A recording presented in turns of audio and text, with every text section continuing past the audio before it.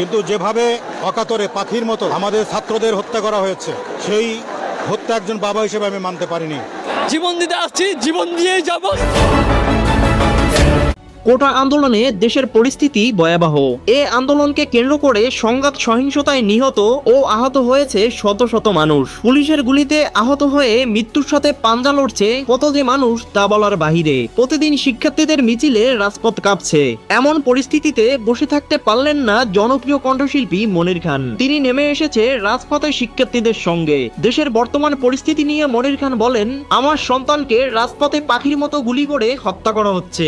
আমি একজন বাবা হিসেবে সেটা মেনে নিতে পারিনি। তাদের কোনো কথাই শুনছে না পুলিশ। এভাবে কোনো দেশ চলতে পারে না। আমি আল্লাহর কাছে নীরবে কেঁদে কেঁদে বলছি, এই জায়গা থেকে আমাদের মুক্ত করুন। প্রিয় দর্শক, মনির খানের এই বিষয়টি আপনি কিরকম দেখছেন জানিয়ে দিন কমেন্ট বক্সে। এছাড়া ভিডিওটি ভালো লাগলে একটা লাইক দিয়ে চ্যানেলটি সাবস্ক্রাইব করে পাশে থাকুন।